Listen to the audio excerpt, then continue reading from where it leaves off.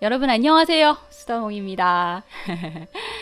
예전에 저희 영상 중에서 제가 올려드린 영상 중에서 이 남북조 시대에 북위라는 나라가 있었고 그 북위라는 나라의 전성기를 만들었던 풍태우에 대한 이야기가 올라가 있고요. 그리고 그렇게 전성기를 만들어 줬건만 또 이 북위를 말아먹은 영태우라는 여인에 대한 영상을 올린 적이 있는데 혹시 못 보신 분들이라면 두 영상을 보고 오시는 것이 더 도움이 될 것 같고요. 풍태우까지는 아니더라도 그러면 영태우 이야기라도 먼저 보시면 좋을 것 같습니다. 자, 영태우는 방탕하고 전횡을 일삼으며 이 조정을 문랑케 했고 권력을 유지하기 위해서 친아들 효명제를 죽이고 효명제의 이 갓난아기 딸을 아들로 속여서 황제로 세우기도까지 한 여인인데요. 이때 이제 북방의 실력자였던 이주영에게 죽임을 당하게 됩니다. 자, 이 이주영을 이어서 이 북위의 실력자가 된 이가 바로 고한인데요. 오늘은 이 고한과 그의 아들들 이야기를 하면서 북위의 멸망가정과 북제의 건국 이야기를 해보도록 하겠습니다. 자, 고한은 어떤 인물일까요? 고한은 기록에 동희 발의 수연 사람으로 선비풍의 이름인 하류콘이라는 이름을 가지고 있었다라고 나와 있습니다. 자, 그렇지만 선비족은 아니고요. 선비족이 많이 살고 있는 지역에 살다 보니까 선비화된 한족 출신이다 라고 기록되어 있는 사료가 많은데 이제 북제서라는 사서에는 고한은 발의 수연 사람이다 라고 쓰여 있습니다. 그런데 이 발의 수연 사람이다는 단순히 그 지역에서 난 사람이다 라는 뜻이 아니라 고구려 사람이다 라는 말을 돌려서 쓸 때 많이 사용하는 문장이라고 합니다. 그리고 또 고한에서 아시는 것처럼 성씨가 고시지 않습니까? 자, 이런 걸로 봐서 고한은 한족이 아니라 이 요동에서 요하를 건너 요서로 넘어간 고구려 출신일 수 있다라고 주장하는 학자들이 꽤 있습니다. 실제로 이 고한이 실력자로 있던 이 북위가 나중에 나누어져서 동위와 서위로 나누어지는데 동위의 실력자가 되는데요. 이 동위나 또 고한의 아들이 세운 북제가 고구려와의 교류 관계가 아주 좋았어요. 그러다 보니 이 의견에 더 힘을 싣고 있는 거지만 의견은 갈려져 있고 이것은 여러 의견 중 하나임을 말씀드립니다. 어쨌든 고한은 대대로 저 위쪽 회삭진에서 살면서 선비족의 풍습에 익숙해져 있었습니다. 자, 고한은 안타깝게도 할아버지 대에는 괜찮았지만 아버지 대부터 가세가 기울어서 너무너무 가난해서 북위의 옛 수도인 평성에서 노역을 하다가 이 평성 수비를 하는 병졸로 있었어요. 정말 저 아래 그냥 병사, 쫄병입니다. 그런데 그곳에서 평생 자신의 조력자가 되어줄 여인 누소군을 만나게 됩니다. 자, 누소군은 선비족인데요. 선비족 귀족인 눈의간이라는 사람의 딸로 정말 귀한 귀족 집안의 딸로 태어나고 어려서부터는 남다르게 총명한 그런 여인이어서 이 어른들에게 귀여움을 많이 받으며 자랐다고 합니다. 그런데 누소군은 내 남자는 내가 선택해야 하고 싶다라는 그런 이런 주관적인 생각을 가지고 있는 여인이어서요. 많은 귀족 자제들이 대시를 해왔는데 다 딱지를 놓습니다. 자, 그런데 어느 날 길을 가다가 저 성벽일을 봤는데 한 남자가 병졸이 이 순찰을 하고 있는 겁니다. 그런데 그 남자를 딱 보는 순간 한눈에 뿅 간 누소군이 저 사람이야말로 나의 남편감이다 하고 외치게 됩니다. 자, 그런 걸로 봐서 고한은 굉장히 인물이 좋았던 것 같은데요. 기록에 눈에 빛이 있고 머리가 길고 광대뼈가 튀어나와 있으며 이빨이 휘어서 옥과 같았다라는 기록이 있습니다. 요거는 잘생긴 남자였다라는 어떤 기록인 것 같고요. 그래서 그 잘생긴 얼굴이 이 누소군의 눈에 뿅 띄었던 거죠. 그리고 이 누소군은 저 잘생긴 남자 내 남자로 만들고 말 테야 하며 자신의 시비를 보내서 자신의 마음을 표현하게 됩니다. 하지만 그 마음을 받아들이기에는 고한이 너무 가난해요. 가진 게 하나도 없어요. 그래서 누소군이 난 당신과 결혼하고 싶어요 했지만 그녀와 결혼할 수 있는 입장이 아니었어요. 그러자 누소군이 그렇다면 제가 다 준비해 드리겠어요 하면서 자신이 가지고 있던 폐물을 다 고한에게 결혼 예물로 쓰라며 주고는 아버지에게는 저 남자가 아니면 난 절대 시집가지 않고 늙어 죽을 거예요 라고 고집을 부리게 됩니다. 당시의 여성들은 대부분 다 부모님이 요 집에 시집을 가라라고 하면 그냥 정략 결혼을 하던 그런 상황인데 누소군은 이렇게 스스로 남편감을 고른 겁니다. 자, 여러 우여곡절 끝에 어쨌든 두 사람은 결혼을 하게 되는데요. 이 찢어지게 가난한 이 한 남자가 바로 이 누소군과 결혼을 하면서 기반을 다지게 되었고 이제 아내가 가지고 온 돈으로 자기 밑에 둘 병사들도 마련을 하고 또 말도 모아서 군대 내에서 완전 대장은 아니지만 병조를 거느릴 수 있는 대주라는 직위에까지 오르게 됩니다. 자, 그런데 북위에서는 지금 519년 재상 장옹우라는 인물이 그 무식한 무관들 걔네들은 문간 벼슬을 주면 안 된다니까요 하면서 상소를 올리게 됩니다. 그러다 보니 무관들이 가만히 있을 리 없겠죠. 열받은 중앙군들이 막 들고 일어나서 이 장중의 집을 불태우고 소동을 벌이는데요. 우리나라로 따지면 무신정변까지는 아니어도 그 비슷한 어떤 현상이 일어났고 이것을 우림의 변이라고 합니다. 이 부분도 영태우 영상에서 확인하실 수 있어요. 그런데 당시 고한은 공문을 전달할 게 있어서 이 소동이 벌어지는 낙양에 있었어요.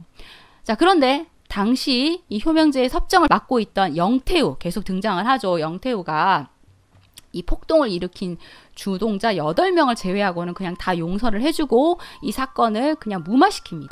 자, 이 사태를 본 고한은 야, 이제 북이 얼마 안 남았구나 하면서 이 어두운 앞날을 예감하게 됩니다.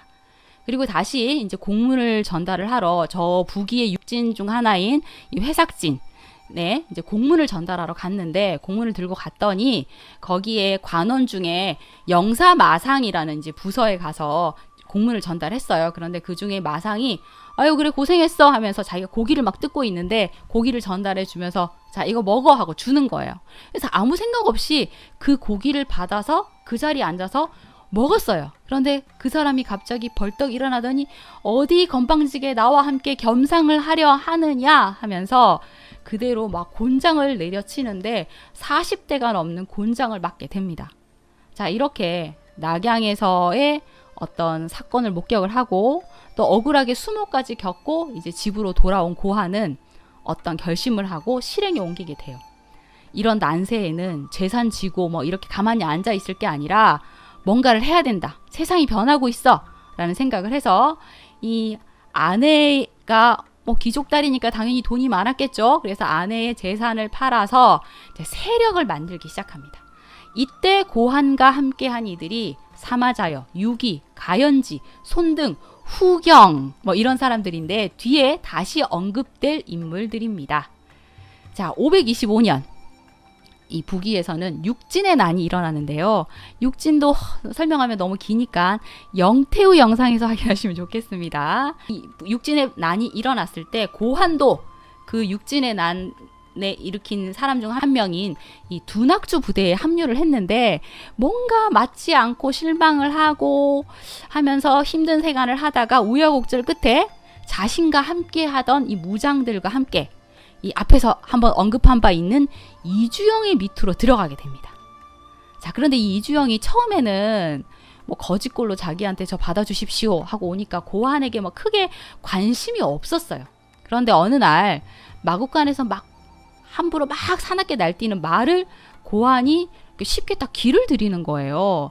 자, 그러면서 또 악한 자들도 제가 이런 식으로 다 길들일 수 있습니다 라는 말까지 딱 던지자 고한을 다시 보게 됩니다. 그러면서 야 나랑 얘기 좀 나누자 하면서 고한을 불러서 따로 이런저런 얘기를 나누는데 고한이 음란한 태우와 간신들을 물리치고 폐업을 성사하셔야 됩니다 라는 말을 던집니다. 그러면서 오호 요놈 보통이 아닐세 라고 직감을 하게 되었고 그 이후에 어떤 큰 일을 계획할 때는 고한과 많은 의논을 나누었다고 합니다.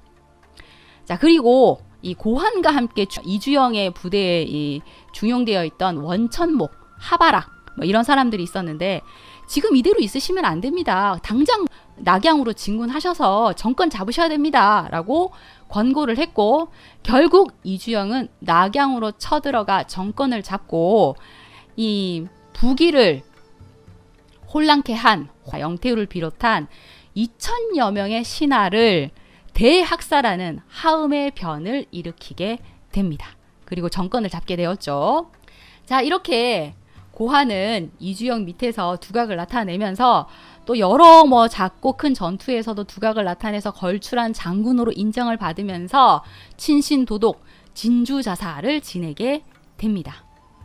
자, 이주영은 이 효문제의 조카 창나강 원자유자를 황제로 삼게 되었으니 그가 바로 효장제인데요.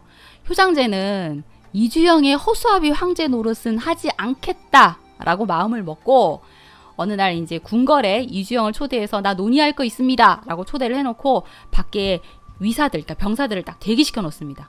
뭔가 심상치 않은 움직임이 막 포착이 되자 이주영이 이 황제 쪽으로 몸을 기울이는데요. 그때 황제가 방석 밑에 칼을 숨기고 있다가 칼을 빼들러서 이주영을 칼로 찔러 죽입니다. 그리고 이때 이주영을 따라 입궁을 했던 이주영의 아들 이주보제와 30여 명의 수행자들도 있었는데 이 매복해 있던 군사들이 다 이들을 죽여버립니다. 자, 이렇게 낙양을 차지하자마자 이주영은 살해되었고요. 이 소식을 들은 이주영의 조카 이주조 그리고 이주영의 사촌 이주세룡이 군사를 이끌고 낙양으로 진군을 했는데 금이군들은 이를 막지 못하고 그대로 이 이주씨들에게 궁을 내어주게 됩니다. 효장제는 이주조에게 잡혀서 절 이름인데요. 영영사 다락에 갇히게 되었고 이주조의 군사들은 그대로 이 황궁과 낙양을 다 헤집고 다니면서 황자들을 살해하고 희빈과 공주를 강간하고 그리고 아무 죄 없는 대신들을 다 살해합니다. 그리고 도처에 있는 재물을 약탈하는 모습을 보였으니 거의 아비규환의 모습을 보인 겁니다. 그리고 23살의 효장제 역시 이들에 의해서 살해당하게 되었는데요. 죽기 전에 시를 하나 남깁니다. 삶의 길이 짧더니 죽는 길은 왜 이리 기느냐. 한마는 국문을 나서 비분을 머금고 저 세상으로 가네. 이제 문이 닫히면 저승에선 그 빛을 다시 못 보리. 푸르른 솔밭에 우짖는 새소리도 미풍에 하느작거리던 백양나무도 다시 못 보리. 죽음이 괴롭힌다는 말을 익히 듣더니 오늘 내가 당해보누나. 아, 이렇게 멋진 시를 짓는 시인이 황제가 아니라 또 이런 난세가 아니었다면 그냥 평화롭게 살다 갔을 터인데 조금 안타깝네요. 어쨌든 이 이주세룡 이 형제들은 효장제가 죽고 이 원엽이라는 사람을 황제로 세웠는데 명망이 높지 않다며 자기들 마음대로 또 폐위를 시키고 효문제의 조카 원공을 황제로 세워서 그가 절민제가 됩니다. 계속 황제가 바뀔 예정입니다. 자, 그런데 이 권력을 잡은 이 이주씨들이 워낙에 난폭하게 굴어서 백성들과 관리들이 너무나 고통스러워했다라는 기록이 있습니다. 그리고 이 이주씨들은 자신들과 성이 같던 이 이주씨 귀족들만 똘똘 뭉치고 이주영과 함께했던 사람들을 다 차별을 하니까 고환도 뭔가 다른 생각을 할 수밖에 없는 그런 상황이 되었습니다. 자, 당시는 지방에 크고 작은 이 반란들이 계속 일어나고 있었는데 그 많은 반란 중에서 신도라는 곳에서 고건이 반란을 일으킵니다. 고환이 자, 저러고 반란 그대로 두면 안 됩니다. 제가 가서 반란을 진압하고 오겠습니다 하고 이제 자청을 하는데요. 이주조가 그래 갔다 와 라고 했는데 그 이주조 희하에 있던 모용소종이라는 사람이 있어요. 뒤에 다시 나오는 사람인데 도룡을 물에 풀어주면 안 됩니다 하면서 고환을 보내는 것을 반대합니다. 그러니까 교룡은 뿔이 없고 비늘이 있는 용, 그러니까 아직 때를 만나지 않은 용인데 쟤를 풀어주면 정말 강력한 용이 되어서 다시 우리를 칠지 모르니까 보내면 안 됩니다. 이런 말을 한 거예요. 자, 그런데 아유야 걱정하지 마. 쟤는 우리한테 충성을 다하는 애라니까 하면서 반란을 진압하라고 고환을 보내게 됩니다. 자, 그런데 반란의 주모자인 고건은 사실 고환의 먼 친척벌이었어요. 그리고 두 사람은 만나서 야, 이 이주씨들 그냥 두면 안 되지 않겠냐? 이러면서 둘이 의기투합하게 되고 이 이주씨들 그리고 이주조에게 반기를 들게 됩니다. 자, 그러자 각지에서 반이주조 세력들이 집결을 하게 되는데요. 이때 모인 장수들 중에는 일단은 이 고건의 동생이 고오조인데, 고오조가 이 고한의 장수 중에서 뭐 최고의 검으로 치는 그런 인물이고, 그리고 북제를 건국할 때 큰 공을 세운 공률금 그리고 단영이 있습니다. 자, 지난 시간에 언급한 바 있는 공률광 기억하시나요? 공률광이 이 공률금의 아들이고요. 그리고 단영의 아들이 단소라는 장군이 있고요. 그리고 계속해서 언급하는 고한의 손자 난능왕, 고장공, 이 세 명이 사실은 북제를 지킨 무적 장수잖아요. 그쵸? 자, 그런데 지난 시간에 말씀드린 것처럼 공률광은 정말 안타까운 최후를 맞았고, 그리고 단소도 굉장히 훌륭한 장수고 또 행정가로서의 능력도 뛰어났고 선정을 베풀었는데 그만 또 병사를 했고, 또 난능왕의 또 안타까운 최후도 다음에 또 이야기를 할 예정입니다. 어쨌든 고한은 이 고건 형제와 연대를 하고 반란군 20만 명을 통솔해서 이 이주조 군대와 맞서게 되는데요. 자, 이주조 군대와 고한의 군대가 하북성 교외의 하릉산이라는 곳에서 격돌을 하게 되는데 누가 이겼을까요? 이주조군이 대패를 하고 고한의 군대가 승리를 하게 됩니다.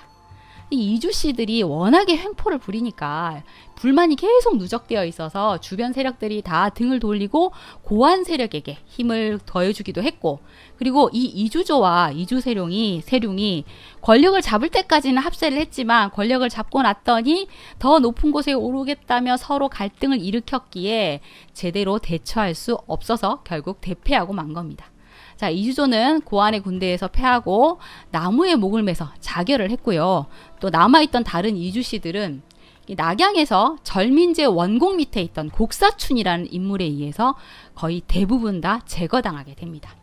자, 이렇게 다시 이 승리자가 되어서 낙양에 입성을 한 고한은 사실 절민제가 보기보다 꽤 똑똑한 거예요. 그래서 내가 컨트롤할 수 있는 인물이 아니야 라고 생각을 해서 절민제를 폐위시키고 532년 효문제의 손자 원수를 황제로 옹립하니 그가 효무제입니다. 삼국지 이야기 때도 보면 자기들 마음대로 황제 막 갈아치우고 하잖아요. 안세에는 황제는 거의 허수아비 노릇을 하는 그런 사람이 될 수밖에 없는 것 같습니다. 자, 효무제는 고한의 딸을 황후로 맞으면서 고한을 발해왕으로 봉하게 됩니다. 자, 이렇게 해서 고한에게 모든 세력이 다 흡수가 되면 되게 좋았겠지만 누구나 다 권력을 차지하고 싶잖아요. 그래서 이때까지 함께했던 하바락, 하발승들은 이 형제인데 독립을 해서 관중 지역에 자리를 잡게 됩니다. 그래서 우리는 이제 요 관중에서 세력을 키워나갈 거야 해서 고한이 처음에는 마치 인정을 해주는 것처럼 하다가 나중에 고한의 사주를 받은 후막진열이 이 하바락을 살해하게 되었고요. 그러자 형의 죽음에 분노를 해서 앞뒤 가리지 않고 하발승이 공격을 해오다가 결국 또 고한에게 죽임을 당하게 됩니다. 자, 그리고 그 두 사람의 뒤를 이은, 후사를 이은 사람이 바로 우문태입니다. 우문태는 계속 등장할 인물이니까 기억해 두시면 좋겠어요. 우문태는 이 육진 중 하나인 이 무천진 출신으로 이 육진의 난, 육진 봉기에 참여했다가 나중에 또 이주영의 군대에 흡수가 되었다가 다시 하바락 수하에 있던 인물인데, 사실 하바락 형제보다 훨씬 능력이 뛰어난 인물로 이제 이 관중 지역의 세력을 평정하게 될 것이고요. 북제 옆에 북주가 들어서잖아요. 북주가 세워지도록 기초를 닦으면서 이제 고한의 남은 생 내내 두 사람은 라이벌 관계가 됩니다. 이 고한에 의해서 허수아비 형제가 된 효무제는 야, 나 뭐 이런 시기에 꼭 내가 황제 노릇 해야 돼. 아, 이 집 노릇 진짜 하기 싫다. 이런 말을 자주 했어요. 그리고 자신을 힘없는 황제 자리에 앉혀놓고 뭐 실력을 행사하는 고한과 계속 갈등을 하게 됩니다. 그러다가 쟤만 없어지면 내가 황제 노릇 제대로 할 수 있지 않을까 해서 고한을 치려고 하는데 사실 고환을 치기에는 실력이 너무 부족하죠. 그래서 여의치 않자 이 관중 지역에 있는 우문태에게 달아나서 우문태 측 황제가 되어버립니다. 하지만 이것은 효무제의 명을 재촉하는 그런 결정이었다고 할 수 있겠네요. 이렇게 황제가 없어졌으니까 그래 너 없어도 괜찮아 나 다른 황제 세우면 돼 하면서 고환은 11살에 원선견을 효정제로 또 허수아비 황제로 세우게 됩니다. 자 그러면 이제 한 나라에 황제가 둘인 상황이 되었어요. 자 그래서 북위는 534년에 동위와 서위로 나누어지게 됩니다. 이제 위라는 이제 국호만 남아 있는 거고요. 동이나 서위나 이제 풍전 등하와 다름없는 그런 상황이고 동이의 이 권력은 고환에게 있는 것이었죠. 자 우문태에게 간 효무제는 뭔가 재미있는 오락거리를 찾고 있었던지 난잡하고 황음무도한 생활을 했다라고 기록되어 있는데요. 이미 시집을 간 사촌 여동생 셋을 모두 다 공주로 봉하고 그들과 근친관계를 맺습니다.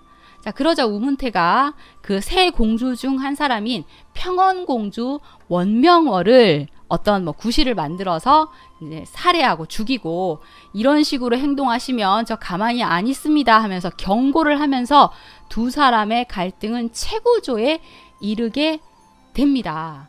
자 그러자 효무제가 너무 화가 나서 막 칼을 뽑아서 막 탁자를 막 치기도 하고 화를 쏘면서 자신의 분노를 표출했고 우문태 어허 저놈 안 되겠네 너 같은 허수아비 황제는 얼마든지 만들 수 있지 하면서 효무제를 독살하게 됩니다. 자 그리고 자신이 죽게 만든 그 평원공주의 동생 남양왕 원보궐을 새 황제로 올려서 그가 서위의 문제가 됩니다. 당시 이 동이의 수도는 낙양이었었잖아요. 그런데 낙양이 이 서위와 너무 가까운 곳에 있다고 해서 도성을 업성으로 옮기고 거기는 황제가 머뭅니다. 그런데 고환 자신은 업성에 있는 것이 아니라 이 진양이라는 곳에 막부를 세워서 거기서 이 조정을 좌지우지하게 되고 모든 전략 전술을 짜게 되는데요. 이때부터 동이와 서위는 계속해서 격돌하게 됩니다. 537년부터 543년 정도까지 동이와 서위는 굉장히 장기간 대치 상태에 들어가게 되는데요. 그러다 보니 이 고환은 집안을 돌볼 여력이 없었어요. 앞쪽에 잠깐 언급했던 아내 누소군이 집안을 돌보면서 내조를 해야 되는데 거의 완벽 내조를 하고 있었다고 합니다. 한 번은 고환이 병력을 이끌고 이제 서위를 공격을 하고 있던 전쟁을 하던 그 기간 동안에 누소군이 아기를 낳게 되는데 하필이면 이제 남녀 쌍둥이를 분만을 하는데 엄청난 난산이어서 잘못하면 죽을 수도 있다라는 얘기를 들었다고 합니다. 그럼에도 남편에게 알리지 마라. 지금 마음이 흐트러지면 패할 수도 있다라면서 혼자 그 고통을 이겨내고 이제 분만의 고통을 견뎌냈다고 합니다.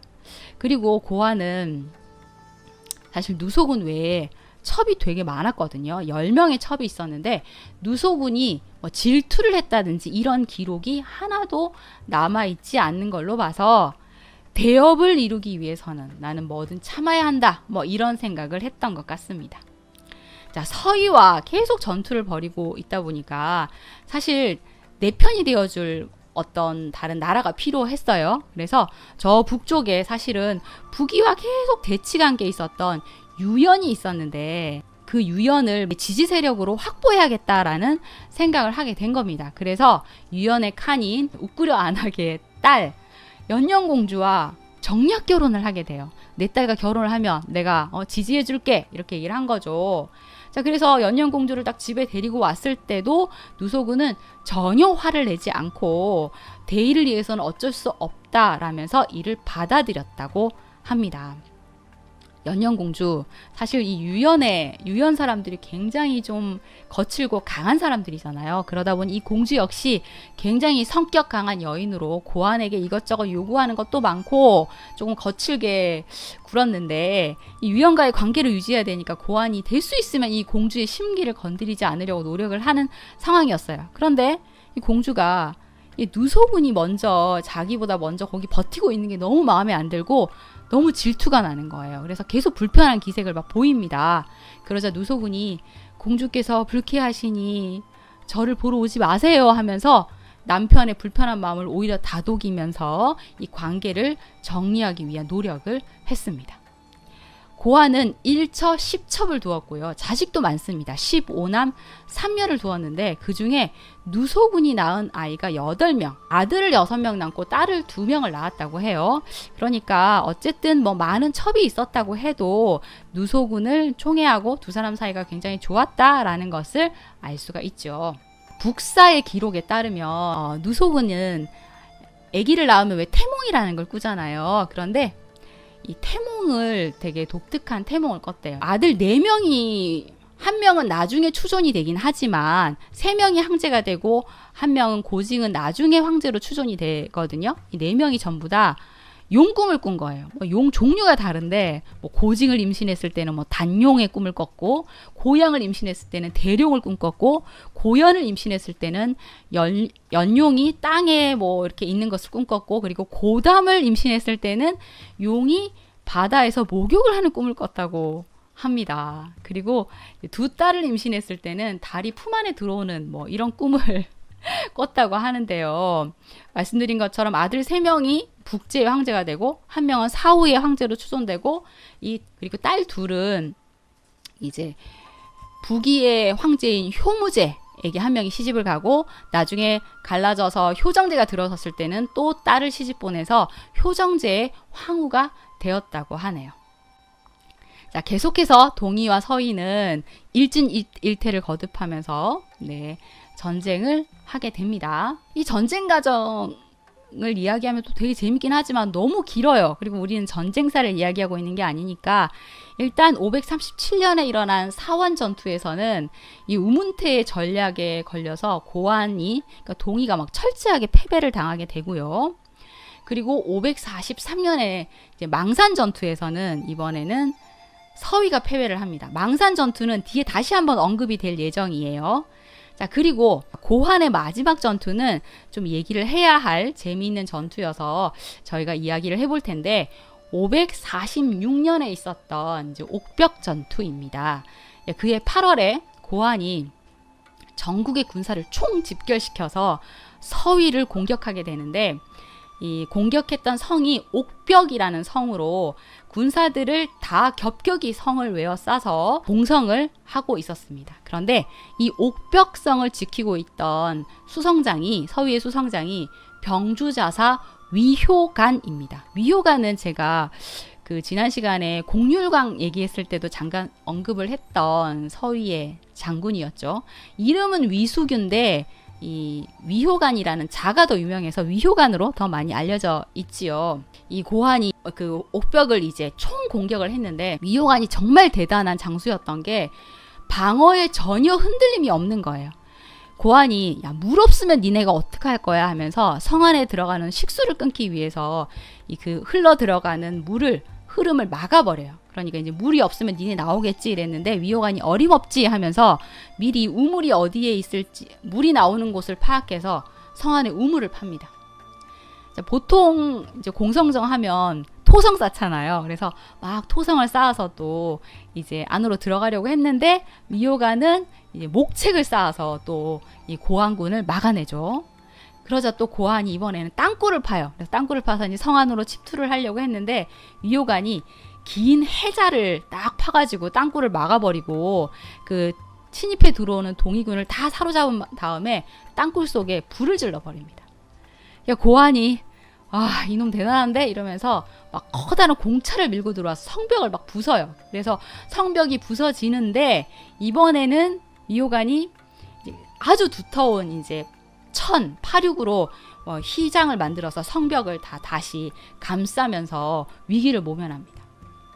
그러니까 천이니까 불에 약할 거잖아요. 그래서 장대에 기름을 붙여서 고한이 막 불을 붙이려고 해요. 그러니까 위효간이 긴 장대 끝에 또 칼을 달아서 그 적의 장대를 또 다 잘라내면서 그걸 또 막아냅니다. 자, 이렇게 어떤 방법을 계속 써도 위효간이 다 막아내고 나중에는 고한이 쌓은 토성까지 빼앗아 버릴 거예요. 그러니까 아무리 공격을 해도 위효간이 계속 버티고 막아내니까 고한이 야, 진짜 그만해라. 아무리 그래도 계속 버티지 못하니까 이제 좀 투항하라고 하면서 회유를 했는데, 위효간이 우리 지금 성벽 엄청 튼튼하거든. 그리고 군량도 엄청 많거든. 니네 계속 공격하는 니네만 피곤하지. 우린 괜찮다. 나 이 관서의 사나이 위호가는 절대 투항하지 않겠다 하면서 끝까지 버티게 됩니다. 자, 그러자 이 동의에 조정이라는 인물이 있었는데 지난 시간에 잠깐 언급했던 그 간신이죠. 조정이 성 안을 향해서 막 외칩니다. 성 안에서 위호간의 목을 베는 자에게는 퇴위의 벼슬을 내리고 개국공의 관장을 내릴 것이다. 또 부상으로 비단 1만 피를 내릴 것이다. 하고 소리를 지르고, 또 못 들은 사람 있을까봐 그 내용을 담아서 경문을 적어서 화살로 막 쏘아가지고 안에 보내요. 위호간이 그걸 다 펼쳐서 보고는 하채 이러면서 그 뒷장에다가 고환의 목을 베는 자는 내가 똑같은 상을 내리마 하면서 다시 활을 쏘아내는 겁니다. 자, 이 옥벽성에서 50일을 넘게 버티는 거예요. 아무런 성과도 없고 오히려 이 동의에는 군사를 거의 7만 명 가량을 잃게 됩니다. 너무 고환이 열받아서 병이 나서 자리에 누운 거예요. 그런데 그때 또 이 영체에 별이 떨어지는 거예요. 사람들도 그때 미신 많이 믿잖아요. 그래서 이 장군의 별이 떨어졌는데 혹시 하면서 다 불안해하니까 고환이 야 도저히 안 되겠다 하면서 포위를 풀고 후퇴를 결정하게 됩니다. 자, 그러자 위호간이 고환을 죽였다는, 그러니까 뭔가 활로 쏴서 고환을 사살했다는 소문이 막 나도는 거예요. 이런 소문이 나자 위호간이 더 크게 소문을 막 내서 화살 한 방에 쇠뇌 한 방에 폭도가 죽었다 하면서 군사들이 막 웅성웅성 동의의 군사도 서위의 군사도 다 떠들어대는 겁니다. 자, 이렇게 불안한 상황이면 후퇴를 해도 불안해지는 거니까 고환이 이 군심을 가라앉히기 위해서 몸이 아픈 상황임에도 나 건재하다 하면서 장수들을 다 불러 모아서 주연을 베풀며 자신의 건재함을 드러내게 되죠. 자, 그런데 547년 정월 초하루 일식이 일어납니다. 자, 또 일식하면 뭔가 불안하죠. 아하, 저 일식은 나 때문에 일어나는 거구나. 내가 곧 죽을 거구나. 라면서 또 고환이 탄식을 하게 됩니다. 이때 이미 고환은 병이 많이 들어있어서 자신의 마지막을 예감했던 것 같고요. 아들에게 유언을 남기고 숨을 거두었으니 당시 그의 나이 52세였습니다. 자치통감에 고환에 대한 기록이 있는데요. 성품이 침착하고 치밀해서 온종일 근엄한 모습을 보여 사람들이 속마음을 예측할 수 없었다. 그리고 임기응변이 필요한 순간에는 그 임기응변을 구사하는 것이 마치 신과 같았다. 자, 그리고 군국의 대략을 홀로 가슴에 품고 있어서 문무관원들이 이를 예측하지 못했다. 군사를 통솔할 때 법령이 엄숙했으며 적을 만나서는 승리를 거두었으니 그 계책이 무궁했다. 뭐 등등 진짜 칭찬하는 글이 많고요. 그리고 늘 검소해서 뭐 칼과 안장에는 금옥의 장식도 달지 않았다고 하고 평소에 술을 잘 마시지 않았는데 이렇게 큰 일, 그러니까 자기가 동의의 실력자가 된 후에는 술을 마시더라도 석 잔 이상을 마시지 않았다고 합니다. 그리고 사람을 다스릴 때는 뭐 어질게 대하고 공을 세운 신하들을 아꼈다고 하고 집에 있을 때도 마치 관청에 머물 때처럼 똑같이 그렇게 행동을 했다고 합니다. 그래서 모든 문무관원들이 그를 위해 쓰이는 것을 즐거워했다라고 기록되어 있으니 고환에 대한 평가가 아주 긍정적인 것이죠.